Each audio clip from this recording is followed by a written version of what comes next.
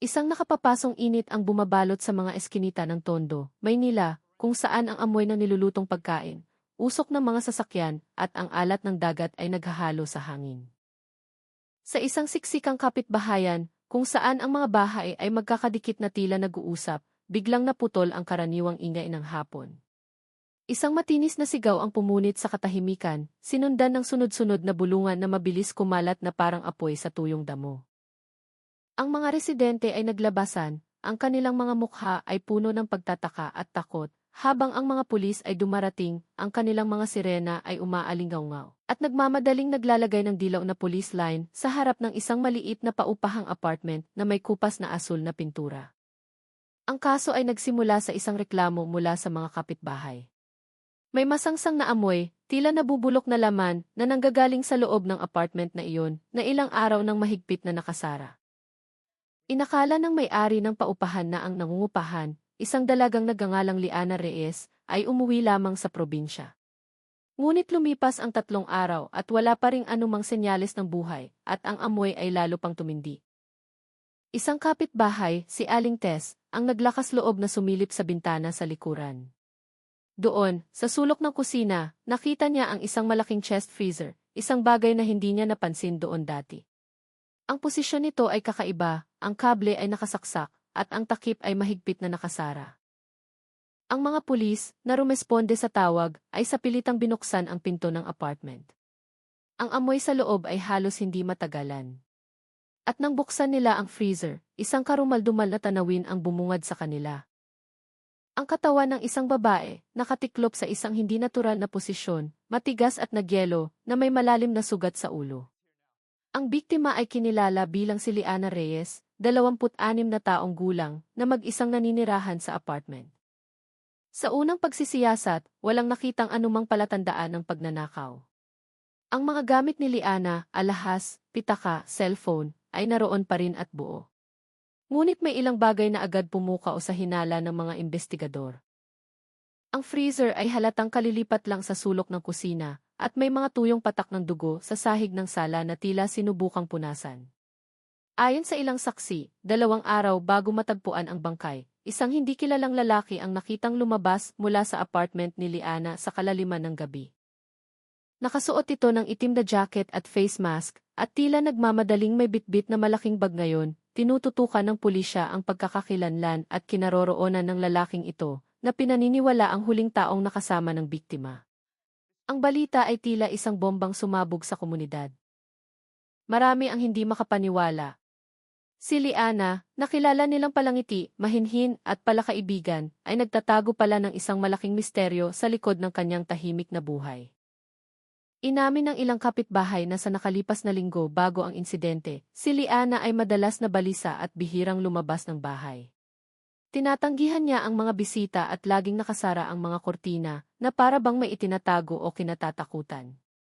Hanggang sa gabing iyon, ang Scene of the Crime Operatives, SOCO, ng Manila Police District ay nagsasagawa pa rin ng masusing pagsisiyasat sa apartment, habang ang katawan ni Liana ay dinala na sa Philippine General Hospital para sa autopsy. Kinumpirma ng mga pulis na may malubhang pinsala sa ulo ang biktima mula sa pagpalo ng isang matigas na bagay. Ang katawan niya ay nagyelo ng higit sa 48 oras bago matagpuan. Ngunit ang tiyak na sanhi ng kamatayan ay hinihintay pa mula sa resulta ng forensic laboratory. Ang mga residente ay nag-aabang, ang kanilang mga bulungan ay napalitan ng katahimikan at takot. Ang apartment ni Liana ay selyado na, binabantayan ng mga pulis upang walang sinumang makalapit. Ang hangin ay nananatiling mabigat, tila naamoy pa rin ang lamig ng freezer at ang samyo ng dugo. Marami ang nagsimulang matakot na dumaan sa harap ng bahay na iyon, lalo na pagsapit ng gabi. Lahat ay naghihintay ng kasagutan. Sino ang may gawa ng karumal-dumal na krimeng ito, at ano ang motibo sa likod ng pag-ielo sa katawan ng isang dalaga sa loob ng isang freezer? Kinabukasan, nananatiling nakaharang ang dilaw na police line sa apartment kung saan natagpuan si Liana Reyes. Ang mga usisero ay patuloy na dumarating, bagaman paulit-ulit silang pinapaalis ng mga bantay na pulis. Mula sa labas, ang apartment ay mistulang isang tahimik na puntod. Tanging ang mga yabag ng mga investigador na labas-masok, bit-bit ang mga brown paper bag na naglalaman ng ebidensya, ang maririnig. Sa loob, ang Criminal Investigation and Detection Group, CID, ng ACU ay muling sinusuyod ang bawat sulok ng crime scene. Bukod sa freezer, nakakita sila ng ilang kahina-hinalang bagay, basag na baso sa sahig ng kusina, isang basahan na puno ng nanuyong mansa ng dugo, at ang cellphone ni Liana na basag ang screen at wala ng SD card. Sa sala, may isang nakataob na upuan at mga bakas ng dugo sa sahig na kahoy na malinaw na sinubukang linisin. Batay sa paunang pagsusuri, naniniwala ang mga pulis na si Liana ay humigit kumulang 3 araw ng patay bago natagpuan. Ang paglalagay sa kanyang katawan sa freezer ang pumigil sa mabilis na proseso ng pagkabulok, kaya't nanatiling buo ang kanyang bangkay. Ngunit ito rin ang nagpatibay sa hinala ng mga investigador na ang salarin ay may sapat na oras upang ayusin ang lahat ng may kahinahunan at sinubukan pa nitong pagtakpan ang kanyang mga bakas. Sinimulan ng pulisya na suriin ang mga gifi mula sa mga kalapit na sari-sari store at bahay. Isa sa mga recording ang nakakuha sa isang lalaking nakasuot ng itim na jacket at full-face helmet na lumalabas mula sa apartment ni Liana bandang 11:40 ng gabi. May dala itong malaking kulay abong bag at saglit pang lumingon sa kalsada bago tuluyang nawala sa dilim. May isa pang nakakagulat na impormasyon na nakuha ang mga pulis. Nalaman nilang si Liana ay dating nagtrabaho sa isang tindahan ng damit sa City, Manila. Ngunit bigla itong huminto 2 buwan na ang nakalipas ng walang malinaw na dahilan. Simula noon, mas madalas na siyang nasa bahay at bihira ng makihalubilo. Ayon sa testimonya ng kanyang mga kaibigan, minsan ay nabanggit ni Liana na nakakatanggap siya ng mga pagbabanta mula sa isang taong nakilala niya sa social media. Si Angela, 27 taong gulang at matalik na kaibigan ni Liana, ay nagsabing nag-chat sa kanya si Liana 1 linggo bago ang insidente. Sa huling mensahe, isinulat ni Liana, "Kung hindi mo ako makontak, please, hanapin mo ako sa bahay. Natatakot ako, baka bumalik siya." Ang mensaheng iyon ngayon ay naging isang mahalagang piraso ng ebidensya para sa mga pulis, isang susi upang matukoy kung sino ang kisya na tinutukoy ng biktima. Mabilis na naging usap-usapan ang kaso. Ang balita tungkol sa babaeng nagyelo sa freezer ay kumalat sa social media na nagbunga ng iba't ibang espekulasyon. May mga nagsasabing pinatay si Liana dahil sa love triangle. Mayroon ding naniniwalang may kinalaman ito sa isang online scam na kinasasangkutan ng maraming tao. Samantala, inilabas ang paunang resulta ng autopsy. Kinumpirma nito ang sugat sa likod ng ulo mula sa pagpalo ng matigas na bagay. Ngunit ang pinakakakilakilabot na natuklasan ay ang mga palatandaan na si Liana ay humihinga pa ng bahagya nang ipasok sa freezer. Dahil dito, naniniwala ang mga investigador na sinadya ng salarin na tiyaking hindi na maililigtas ang biktima sa pamamagitan ng mabilis na pagpapalamig sa kanyang katawan. Sa paligid ng apartment, ang mga kapitbahay ay hindi pa rin makarecover sa sinapit ni Liana. Si Aling Tess, ang unang sumilip sa bintana, ay umaming hindi na siya makatulog ng mahimbing. Gabi-gabi, parang nakikita ko pa rin siya. Lalo na pag napapadaan ako sa harap ng apartment niya. Kinikilabutan talaga ako, sabi niya, nanginginig ang boses. Gayunpaman, hiniling ng pulisya sa publiko na manatiling kalmado at huwag magpakalat ng hindi kumpirmadong impormasyon. Tiniyak nilang patuloy ang investigasyon at isinama na ang kanilang cybercrime unit upang subaybayan ang huling komunikasyon ng biktima. Ngunit sa gitna ng masinsinang investigasyon, isang bagong katotohanan ang lumabas. Mayroong malaking halaga ng pera na pumasok sa bank account ni Liana 2 araw bago siya ideklarang nawawala. Umabot ito sa daan-daang libong piso. Ang pera ay ipinadala mula sa isang account na ngayon ay masusing sinusuri at pinaniniwala ang direktang may kaugnayan sa motibo ng pagpatay. Habang palalim ng palalim ang paghukay ng pulisya, mas maraming misteryo ang lumilitaw. Sino ang nagpadala ng pera at ano ang tunay na ugnayan nito kay Liana? Ang lahat ay tila mga piraso ng isang malaking palaisipan na unti-unting nabubuo, ngunit hindi pa rin lubos na kumpleto. Hapon na sa punong himpilan ng AC, at ang tensyon sa loob ng silid ng mga investigador ay halos mahahawakan. Sa screen ng laptop, sunod-sunod na mensahe at history ng transaksyon mula sa cellphone ni Liana ang lumitaw, matapos itong bahagyang ma-recover ng digital forensic team. Mula dito, nagsimulang makahanap ng mga piraso ng katotohanan ang mga investigador, mga pirasong tumuturo sa iisang tao. Isang lalaking nagngangalang Marco Santos, 32 taong gulang, na may malapit na ugnayan sa biktima. Ayon sa investigasyon, si Marco ay dating kasintahan ni Liana. Nagtrabaho rin sila sa iisang tindahan 2 taon na ang nakalipas. Matapos maghiwalay, paminsan-minsan pa rin silang nag-uusap. Ngunit sa huling mga mensahe sa chat, malinaw ang tono ng pagbabanta mula kay Marco. Subukan mong i-block ulit ako, wag mo akong sisisihin sa mangyayari sa'yo. Natuklasan din ng mga pulis na ang bank account na nagpadala ng daan-daang libong piso kay Liana ay nakapangalan din kay Marco Santos. Lumakas ang hinala na siya ang misteryosong lalaking huling nakita sa apartment. Ayon sa impormasyon mula sa mga kapitbahay, isang lalaking may mga katangiang tulad ni Marco ang dumating sa apartment ni Liana noong gabi bago matagpuan ang bangkay. Dumating siyang sakay ng isang itim na motorsiklo at may dalang malaking bag, katulad ng nakunan sa kick. Noong gabing iyon, isang malakas na pagtatalo ang narinig mula sa loob ng bahay.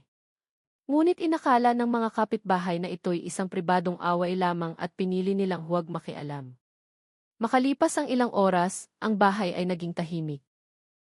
Ang ilaw sa labas ay nanatiling bukas hanggang umaga, ngunit walang anumang senyales ng buhay sa loob. Dito nagmula ang matibay na hinala na iyon ang gabi ng trahedya. Nagbigay din ang forensic team ng karagdagang ebidensya na nagpapatibay sa teorya ng planadong pagpatay.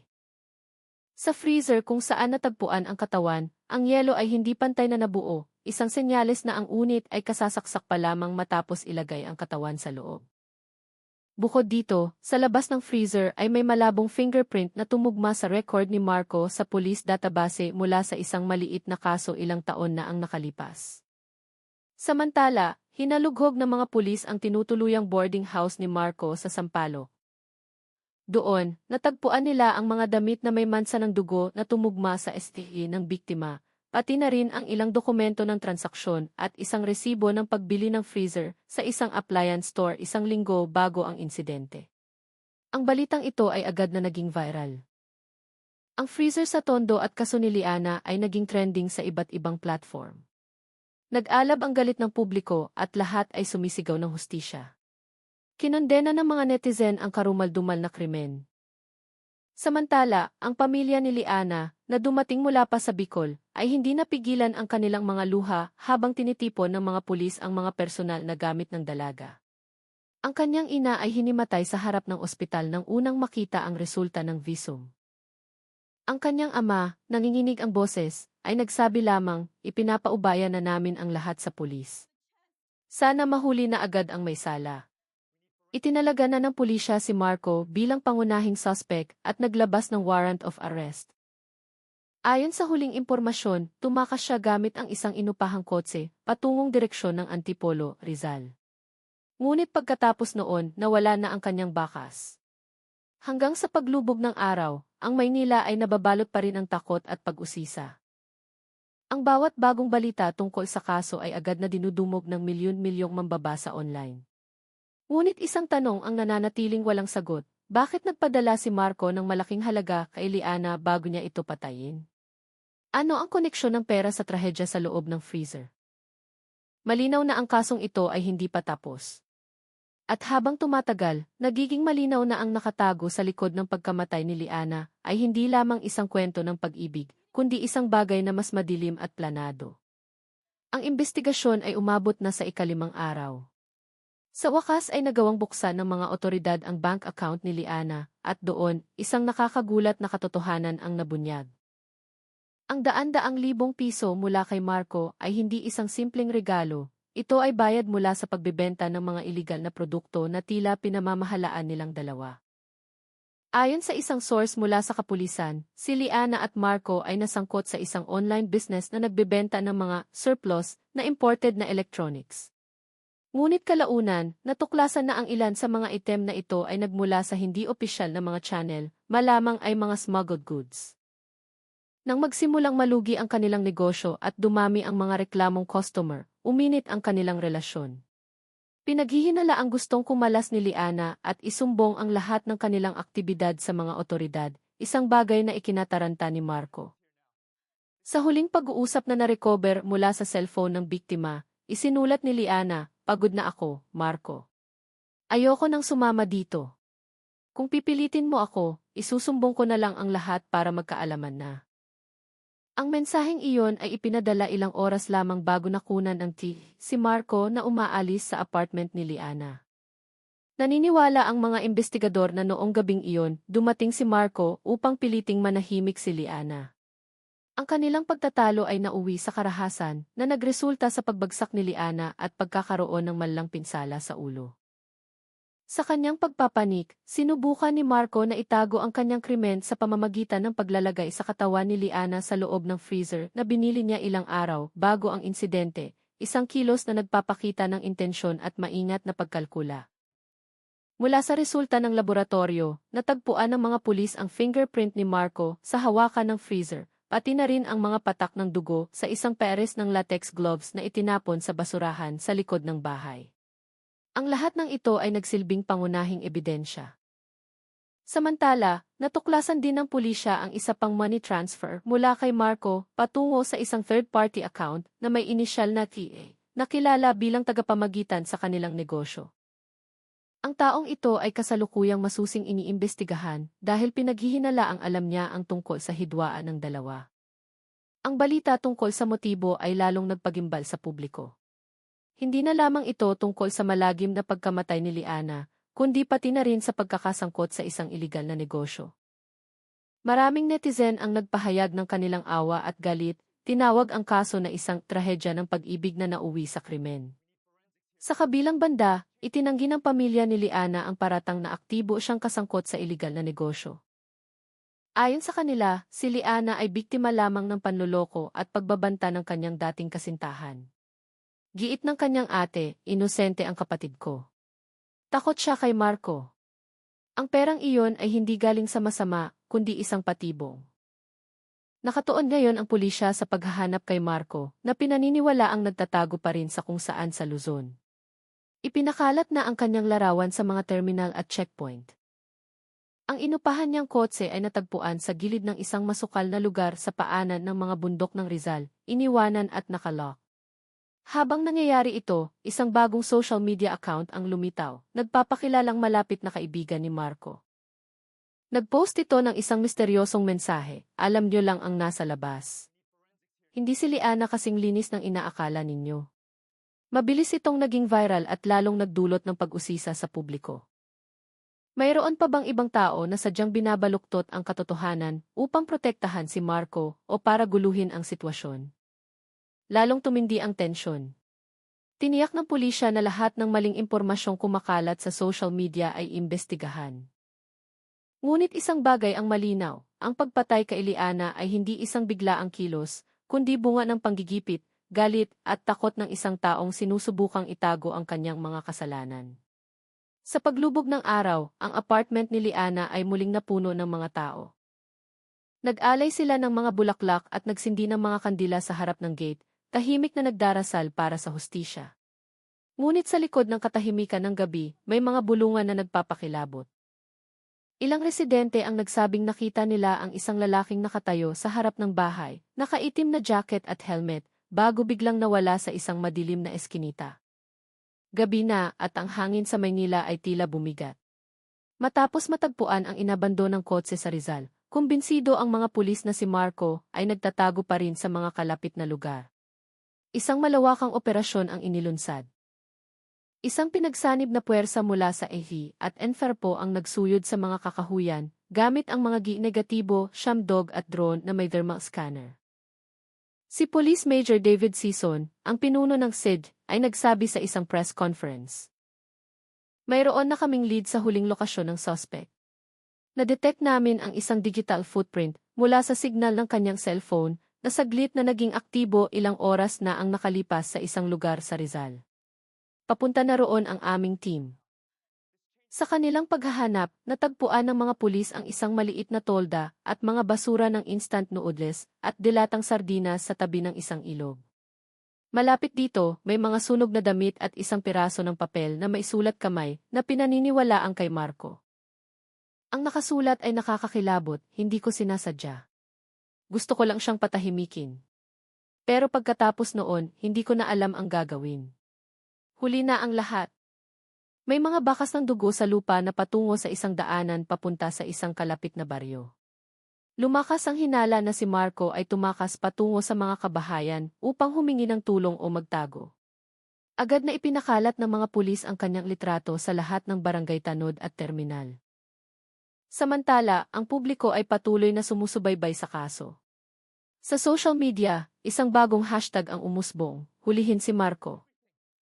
Kinabukasan, bandang 6:15 ng umaga, isang residente ang nagulat na nakakita ng isang lalaking may mga katangian ni Marco na naglalakad mag-isa sa isang kalsada sa tabi ng isang tubuhan. Mukha itong pagod, nakasuot ng itim na jacket na may punit at walang sapin sa paa. Mabilis na rumesponde ang mga pulis. Umabot sa kasukdulan ang tensyon nang matagpuan nila ang mga bagong bakas ng paa sa basang lupa. Sinundan nila ito hanggang sa isang abandonadong kubo sa gitna ng bukid. Mula sa loob may narinig silang kaluskos. Agad nilang pinalibutan ang lugar. Pulis ito! Huwag kang gagalaw! Itaas ang kamay, sigaw ng isang opisyal. Walang sumagot. Tanging tunog ng mabigat na paghinga ang narinig. Nang sa pilitang buksan ang pinto, natagpuan nila ang isang lalaking nakahando sa isasahig. Ang katawan niya ay mahina, ang mukha ay maputla, at sa tabi niya ay isang bote ng kemikal. Ito si Marco Santos. Buhay pa siya, ngunit nasa kritikal na kondisyon matapos uminom ng lason. Agad siyang isinugod sa pinakamalapit na ospital. Mabilis na kumalat ang balita ng pagkakahuli kay Marco. Nagpasalamat ang mga tao na sa wakas ay natagpuan na ang salarin, bagaman marami ang nadismaya na sinubukan niyang tapusin ang kanyang buhay bago harapin ang hustisya. Sa ospital, si Marco ay nasa ilalim ng mahigpit na pagbabantay. Mahina ang kanyang katawan, ngunit unti-unti nang bumabalik ang kanyang malay. Inaasahan ng mga pulis na makakuha na sila ng direktang pag-amin. Ngunit may isang kakaiba. Sa paunang tanong, bumulong si Marco ng isang pangungusap na nagpatahimik sa mga investigador. Hindi ako nag-iisa nung gabing yon. Nandoon din siya, pero nawala siya bago ako matauhan. Sino ang gisya na tinutukoy ni Marco? May iba pa bang sangkot sa trahedya sa freezer? Nagbukas ngayon ang pulisya ng isang bagong kabanata sa investigasyon dahil ang pahayag ni Marco ay nagpapahiwatig na ang kakilakilabot na kwentong ito ay hindi pa ganap natapos. 2 araw matapos mahuli, tuluyan ang nagkamalay si Marco sa isang silid sa Mahina pa rin ang kanyang katawan at maputla ang mukha, ngunit matalim ang kanyang mga matang nakatingin sa bawat pulis na pumapasok. Sa una ay ayaw niyang magsalita. Ngunit nang ipakita sa kanya ang litrato ni Liana, dahan-dahang tumulo ang kanyang mga luha. Hindi ko siya gustong patayin, pero masyado na siyang maraming alam, bulong ni Marco. Ang kanyang boses ay paos, tila may malalim na pagsisising dinadala. Sinimulang alamin ng mga investigador ang ibig sabihin ng kanyang sinabi. Sa mga sumunod na tanong, sa wakas ay inamin ni Marco na noong gabing iyon, pumunta nga siya sa apartment ni Liana para pakiusapan itong huwag magsumbong sa pulis tungkol sa kanilang iligal na negosyo. Ngunit hindi niya inaasahan na hindi pala nag-iisa si Liana. Ayon kay Marco, nandoon ang isang taong may inisyal na T, ang lalaking tagapamagitan nila sa mga imported na gamit. Nagulat daw si Marco nang datnan niya si A sa apartment. Nagkaroon ng mainit na pagtatalo. Inakusahan daw sila ni Liana na nagsasabuatan para ipahamak siya.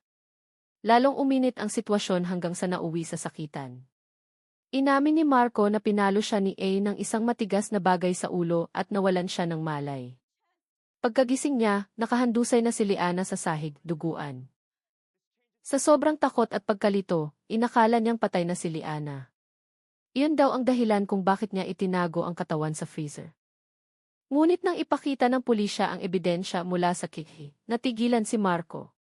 Sa recording, siya lang ang nakitang lumabas mula sa bahay ni Liana.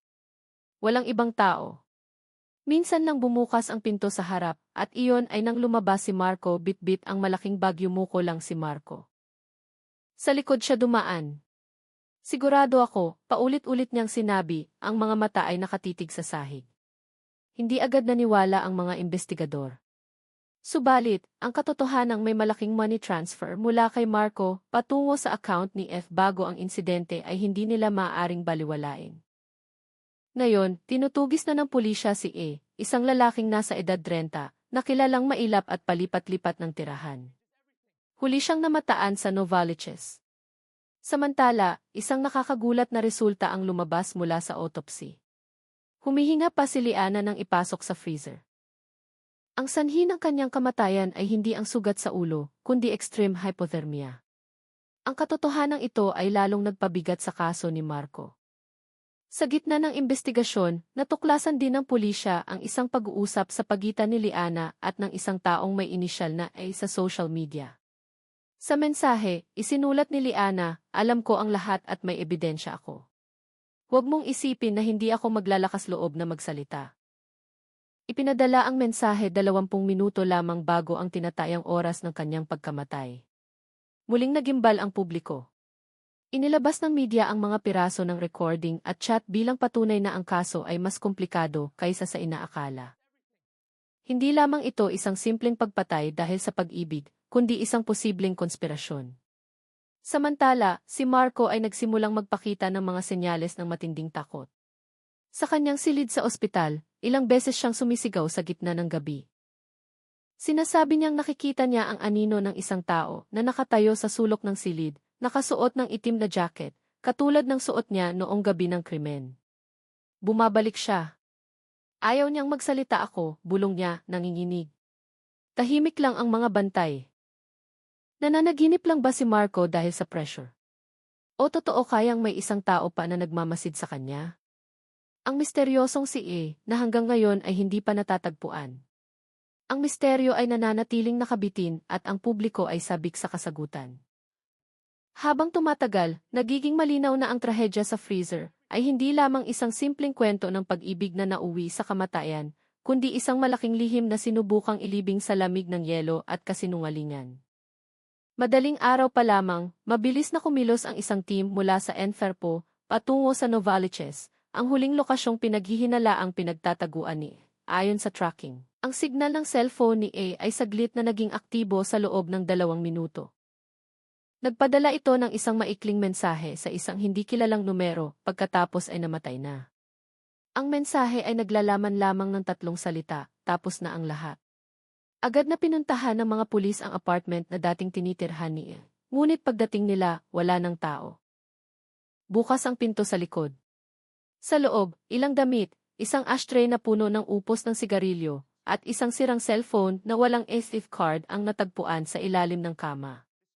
Matapos suriin, ang cellphone na iyon ay pag-aari pala ni Liana, ang cellphone na nawawala sa crime scene. Magdamag na nagtrabaho ang digital forensic team para i-recover ang data mula sa nasirang cellphone. At doon nila natuklasan ang isang 2 minutong video na ni-record ni Liana 2 araw bago siya mamatay. Sa video, kitang-kita ang takot sa mukha ni Liana. Nakaupo siya sa kanyang kwarto, bumubulong sa kamera. Kung mapapanood niyo to, ibig sabihin hindi ako nakatakas. Hindi lang si Marco. May isa pa, mas delikado siya. Please, huwag kayong magtitiwala kahit kanino. Ang mensaheng ito ang naging matibay na ebidensya na alam ni Liana na 2 tao ang banta sa kanyang buhay. Hinala ng pulisya, sadyang itinago ni Liana ang cellphone para may makahanap nito kung may mangyari sa kanya. Habang lumalawak ang investigasyon, natuklasan ng team na hindi ordinaryong tao si A. Mayroon siyang criminal record na may kaugnayan sa illegal na kalakalan ng electronics. Matagal na siyang nasa watchlist ng pulisya, ngunit palagi siyang nakakatakas. Pinaghihinalaan na siya ang utak sa likod ng isang network kung saan sina Liana at Marco ay ginagamit bilang mga malinis na ahente. Nakakuha rin ng bagong saksi ang pulisya, ang may-ari ng appliance store kung saan binili ni Marco ang freezer. Ayon sa kanya, hindi nag-iisa si Marco noong gabing iyon. May isa pang lalaki na naghihintay sa labas, nakamotorsiklo, sombrero, at mask, tugma sa deskripsyon ni E. Unti-unting nagdudugtong ang mga pahiwatig. Kumbinsido na ngayon ang pulisya na hindi lang si Marco ang pumunta sa bahay ni Liana, kundi pati na rin si E. Posibleng nauna si E at siya ang naging mitsa ng trahedya. Ngunit ang kinaroroonan ni E ay nananatiling isang misteryo. Samantala, sa ospital, lumalala ang kondisyon ni Marco. Madalas siyang natatakot sa tuwing may maririnig na mga yabag sa hallway. Sa isang interogasyon, bigla siyang sumigaw at hinawakan ang kanyang ulo. Hindi niya ako hahayaang magsalita. Gabi-gabi siyang dumarating. Pakiusap, wag niyong patayin ang ilaw. Nagulat ng mga kakaibang pangyayari ang mga gwardya.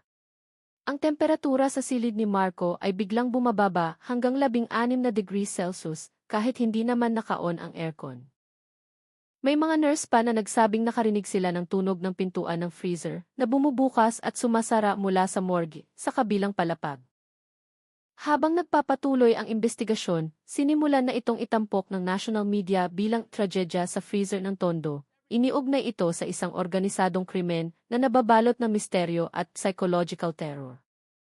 Lalong nabahala ang publiko, lalo na nang lumitaw ang isang bagong social media account na may pangalang Ianino mula sa freezer. Nagpost ito ng mga piraso ng mensahe ni Liana at isang litrato ni Marco sa ospital. Ang caption, hindi pa lumalabas ang buong katotohanan. Nasa labas pa si Il. Agad itong naging viral na nagtulak sa pulisya na pabilisin ang paghahanap at higpitan ang seguridad ng kanilang impormasyon. Ngunit sino ang kumokontrol sa account na iyon? Sis ba, o isang taong gustong iligaw ang investigasyon? Sa pagtatapos ng gabi, muling pinanood ng mga investigador ang huling video ni Liana. Sa huling segundo, may maririnig na malakas na kalabog sa pinto at ang boses ni Liana na bumubulong, andyan na siya, bago naging itim ang screen. At ang boses na iyon, hindi boses ni Marco. Ang gabi sa Maynila ay naging tahimik at nakakakilabot. Mula nang lumitaw ang misteryosong account na Anino mula sa freezer, muling pinag-usapan ng mga tao ang kaso ni Liana, ngunit ngayon ay may kasama ng takot. Sa ilang online forum, may mga netizen ang nagsabing nakatanggap sila ng direktang mensahe mula sa account na iyon na may iisang laman, ang katotohanan ay wala sa kamay ng pulis, kundi sa likod ng freezer na iyon. Agad na bumuo ang AFC ng isang special cybercrime team para i-trace ang account. Lumabas sa paunang resulta na ginawa ito gamit ang isang encrypted private network at ang lokasyon nito ay palipat-lipat, una sa Maynila, pagkatapos ay sa Cagayan de Oro sa loob lamang ng ilang oras. Malakas ang hinala na si A ang kumokontrol dito. Samantala, lalong naging hindi estable ang kalagayan ni Marco. Matapos magbigay ng ilang mahahalagang impormasyon, ngayon ay dumaranas na siya ng matinding psychological breakdown. Ayon sa doktor, si Marco ay mayroong extreme trauma na dulot ng pagsisisi at takot. Ngunit may isang bagay na hindi maipaliwanag. Tuwing sasapit ang gabi, ang temperatura sa silid ni Marco ay biglang bumabagsak at ang kanyang heart monitor ay nagpapakita ng hindi normal na pagbilis. Isang gabi, nakita ng isang nurse si Marco na nakaupo sa gilid ng kama, nakatingin sa bintana. Nang tanungin, mahina siyang sumagot, dumating na siya. Dala na naman niya yung amoy ng lamig. Pagkatapos noon, kumurap-kurap ang ilaw at ang pinto ng freezer sa morgue ng ospital ay biglang bumukas ng kusa. Agad itong sinuri ng security, ngunit wala silang nakitang sinuman. Ang nakakakilabot, sa salamin ng pinto ng silid ni Marco, may namuong hamog na may malabong sulat, sinabi ko nang huwag kang magsalita. Nakalabas sa media ang balitang ito at lalong nagdulot ng takot sa publiko. Marami ang nagsimulang maniwala na ang kaso ay hindi lamang tungkol sa pagpatay, kundi may itinatagong madilim na lihim, ito man ay gawa-gawa lamang o isang bagay na mas nakakatakot. Ang mga investigador na humahawak sa kaso ay nagsimulang makatanggap ng mga text message mula sa isang hindi kilalang numero. Ang mensahe ay iisa lang, tigilan niyo na ang paghahanap sa akin. Hindi niyo alam kung sino talaga si Liana. Samantala, sa huling video ni Liana, may isa pang natuklasan. Ang malakas na kalabog na narinig ay nagmula pala sa loob ng bahay, hindi sa labas. Ito ay isang low-frequency sound na karaniwang nare-record lamang kung may mabigat na bagay na iginagalaw, tulad ng isang freezer. Bumalik ang mga pulis sa crime scene. Nang buksan nila muli ang freezer, may nakita silang isang bagay na hindi napansin noon, isang maliit na piraso ng tela na naipit sa gilid ng pinto. Matapos suriin, naglalaman ito ng fingerprint ni A, na lalong nagpatibay na nandoon siya noong buhay pa si Liana. Ngunit ang pinakakagulat-gulat ay nagmula sa resulta ng forensic. Sa ilalim ng mga kuko ni Liana, mayroong mga bakas ng balat ng tao. Ang ihikhi nito ay hindi kay Marco, kundi sa isang taong hindi pa nakikilala sa database.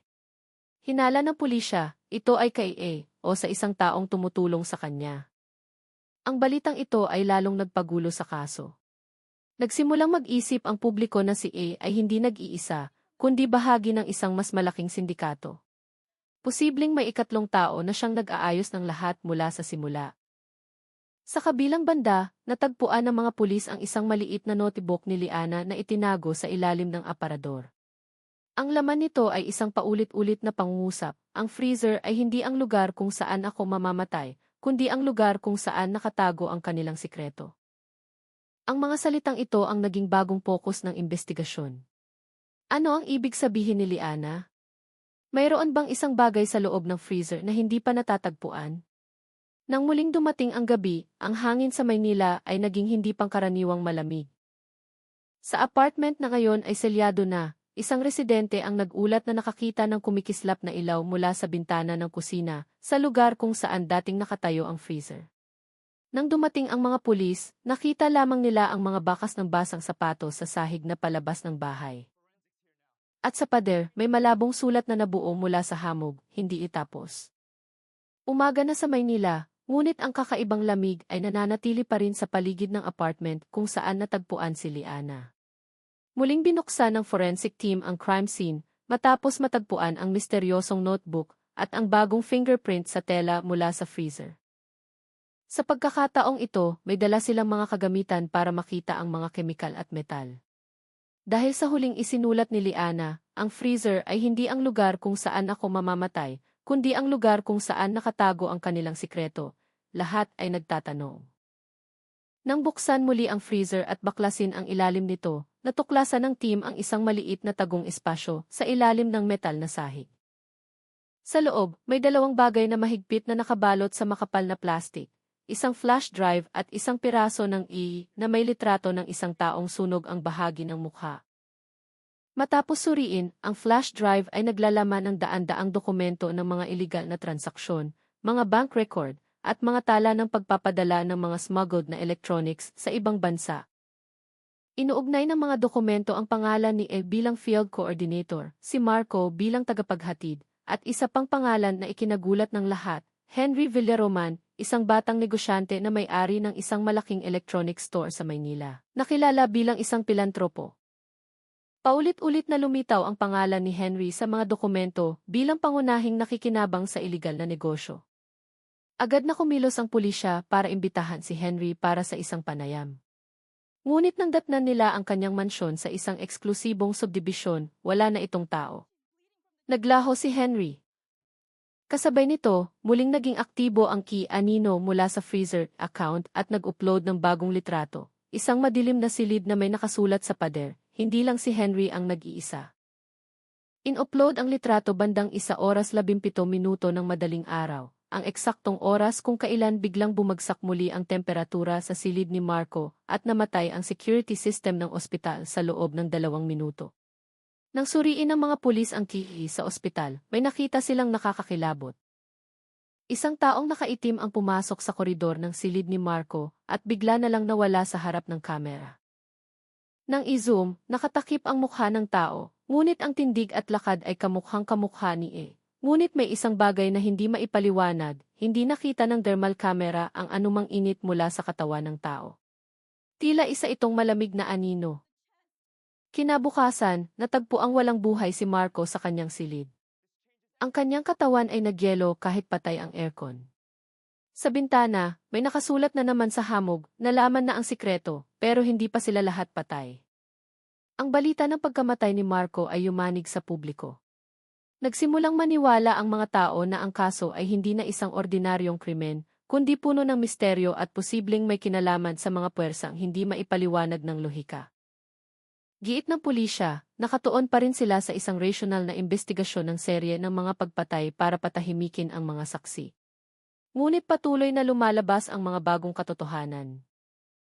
Mula sa pagsusuri sa fingerprint sa flash drive, may natuklasang ikatlong fingerprint bukod sa kina Liana, Marco, at nang ikumpara ito sa national database, nakakagulat ang resulta. Ang fingerprint ay pag-aari ng isang taong idineklarang patay 3 taon na ang nakalipas sa isang kaso ng sunog sa isang bodega ng electronics sa Maynila. Ang pangalan niya ay Leo, isang dating teknisyan na nagtrabaho para kina Henry at idineklara siyang namatay sa sunog, ngunit ang kanyang bangkay ay hindi kailanman nakilala dahil sa matinding pagkasunog. Ngayon, isang malaking tanong ang lumitaw. Buhay pa ba si Leo o may gumagamit ng kanyang pagkakakilanlan para guluhin ang lahat? Sa lugar ng nasunog na bodega, natagpuan ng mga investigador ang isang malaking freezer na sira na. Kaparehong-kapareho ng modelong ginamit sa bahay ni Liana. Sa pader ng bodega, may malabong sulat na halos hindi na mabasa. Ngunit nang linisin, isang pangungusap ang lumitaw, kung sino ang nagsimula, siya rin ang magtatapos. Nagsimulang iugnay ng publiko ang lahat ng pangyayari, ang pagkamatay ni Liana, ang pagkawala ni Henry, ang pagtakas ni A, at ang misteryosong pagkamatay ni Marco. Lahat na nakakaalam ng sikreto sa likod ng Key Freezer Network ay isa-isang nawawala. At nang gabing iyon, sa unang pagkakataon, nakatanggap ang pulisya ng TV recording mula sa isang residente na nagpapakita ng isang bagay na nakakatakot. Isang itim na van ang huminto sa harap ng apartment ni Liana. Kusang umandar ang makina at dahan-dahang bumukas ang pinto. Mula sa loob, lumabas ang isang manipis na ulap, parang hamog mula sa isang bagong bukas na freezer. Walang sinuman sa loob ng sasakyan. Tanging isang mensahe sa dashboard ang nakasulat, Ginvi Isavi. Kinaumagahan, napuno ng mga mamamahayag ang punong himpilan ng Interpol. Lahat ay nag-aabang sa pinakabagong update sa kasong yumanig sa bansa sa loob ng ilang linggo, ang trahedya sa freezer ng Tondo. Sa wakas, inilabas ng pulisya ang kanilang pinal na resulta na sumasaklaw sa daan-daang digital at forensic na ebidensya. Sinimula ng hepe ng NSERPO ang press conference. Kinukumpirma namin na ang kasong ito ay isang serye ng krimen na isinagawa ng isang organisadong sindikato. May 3 pangunahing salarin at isang mastermind na nagtatago sa likod ng lahat. At binanggit ang pangalan, Henry Villaroman. Hindi lang siya isang matagumpay na negosyante, kundi ang utak ng buong operasyon ng smuggling na gumagamit ng isang lihim na sistema sa pamamagitan ng mga imported na freezer, kung saan ang mga kontrabando ay itinatago sa loob ng mga metal na pader nito.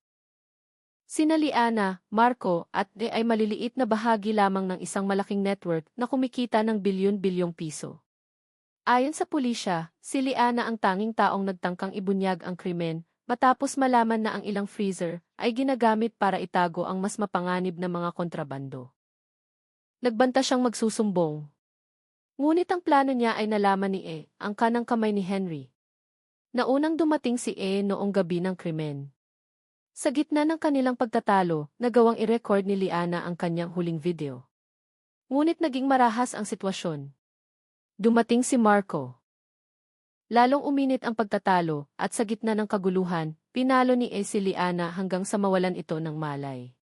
Nang matauhan si Marco, nagpanik siya at itinago ang katawan ni Liana sa freezer, isang hangal na kilos na naging pinakamalaking ebidensya laban sa kanila. Ngunit hindi doon natapos ang kwento. Matapos mabunyag ang kaso, sinubukan ni Henry na burahin ang lahat ng bakas sa pamamagitan ng pagpapatay kina E at Marco. Mula sa investigasyon, ang kemikal na ininom ni Marco ay hindi lason para magpakamatay, kundi isang fast-freezing agent, ethylene glycol, na itinurok sa kanyang inumin sa ospital. Ang parehong kemikal na ginagamit ni Henry para palamigin ang kanyang mga iligal na freezer.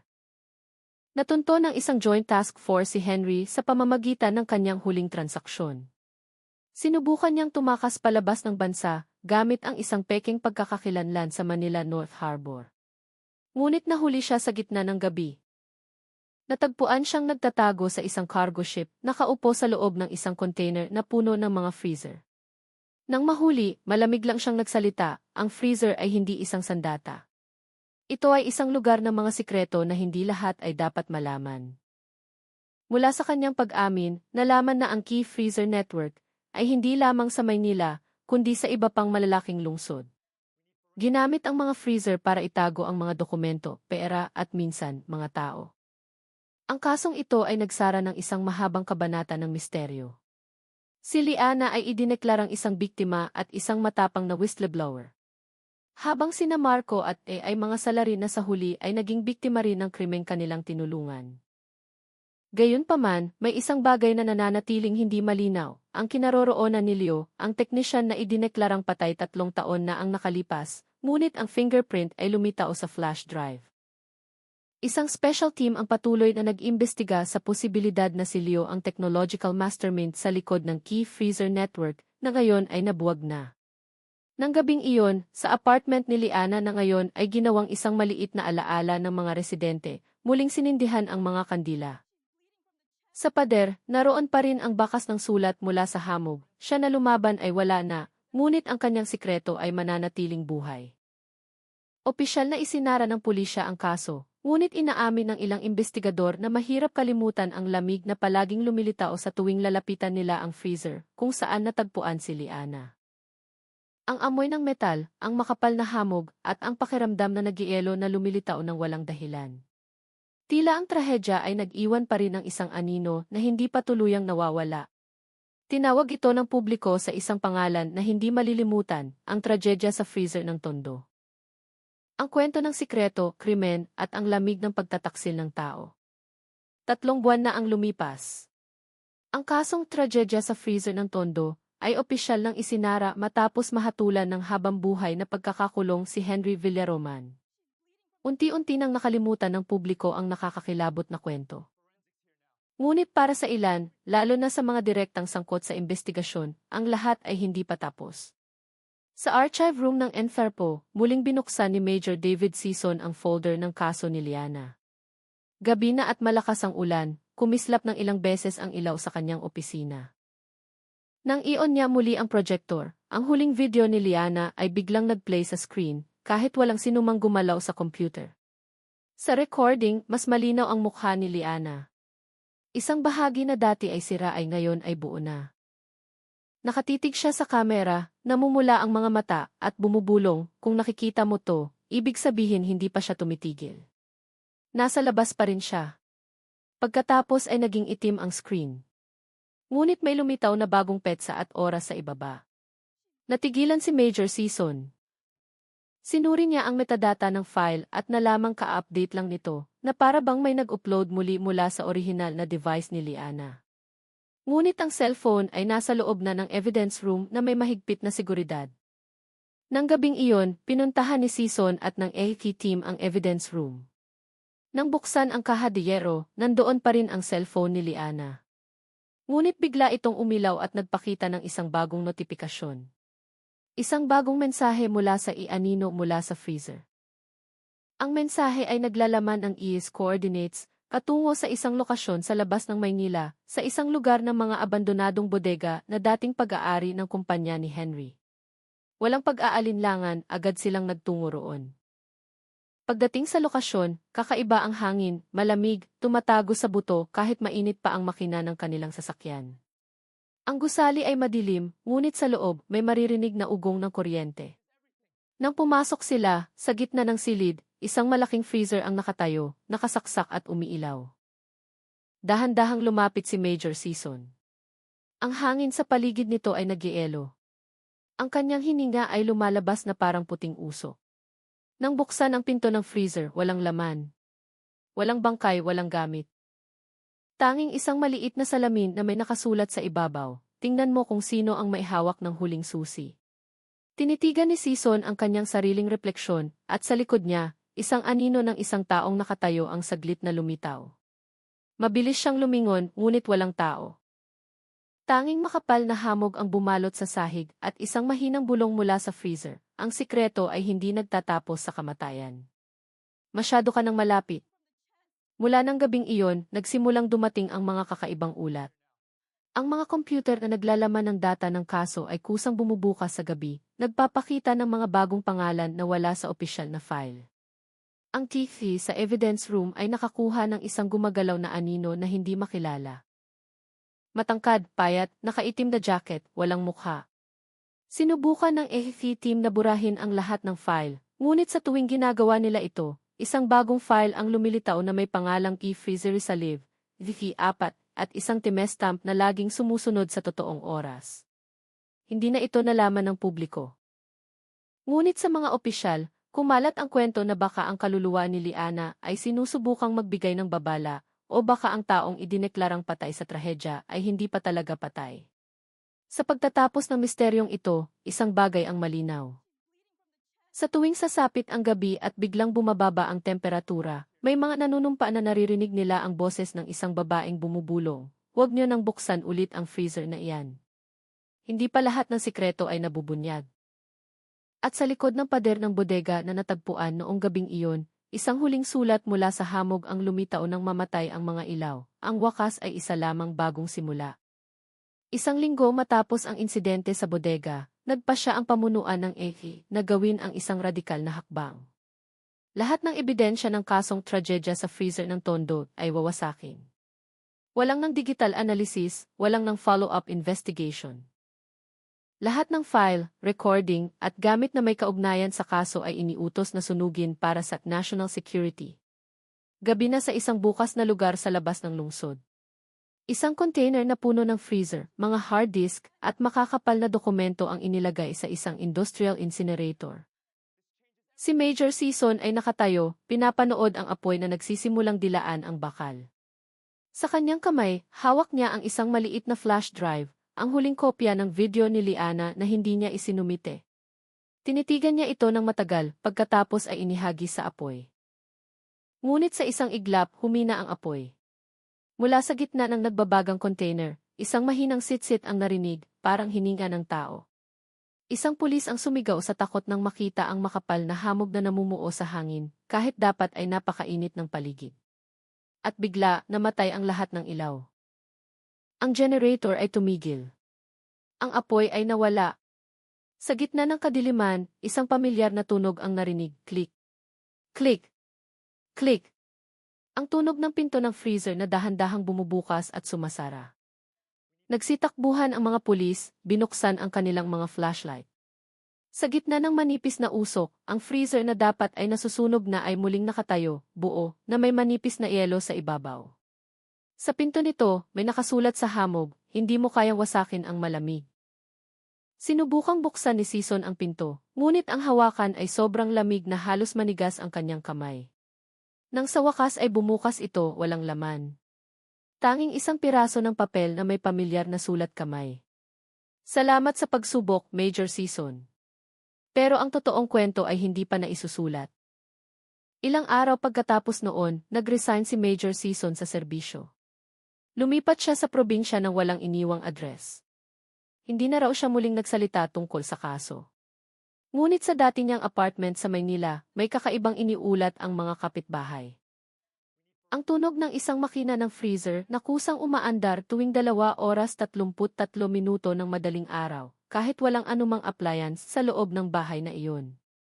At sa tuwing nagkakaroon ng brownout, may mga nakakakita ng berdeng kislap ng ilaw mula sa abandonadong bodega, kung saan unang natagpuan ang mga freezer. Ang tragedya sa freezer ng Tondo ay naging isang urban legend. Hindi na isang kasong kriminal, kundi isang kwentong ikinukwento ng pabulong. May nagsasabing ang kaluluwa ni Liana ay naghahanap pa rin ng hustisya. Mayroon namang naniniwala na ang freezer ay isang tagapag-ingat ng isang mas malaking sikreto na hindi pa nabubuksan. Sa archive ng pulisya, na ngayon ay permanenteng nakakandado, isang digital na tala na lang ang natitira sa pinakailalim na folder. Huling update, Oktubre 20, 2025, 2 oras 33 minuto DEF. Ang laman ng tala ay isang linya lang, temperatura ng silid, negatibo 12 degrees Celsius. Status ng system, muling aktibo. At sa ilalim nito, isang bagong file na otomatikong nabubuo bawat taon, sa parehong petsa, freezer reopened, ED4. Na para bang ang kaso ay hindi kailanman nagwakas. Ang kaso, na nagsimula sa init ng Tondo, ay nag-iwan ng isang walang hanggang lamig, isang paalala na may mga sikretong hindi kayang ilibing, at may mga aninong hindi kayang sunugin ng apoy.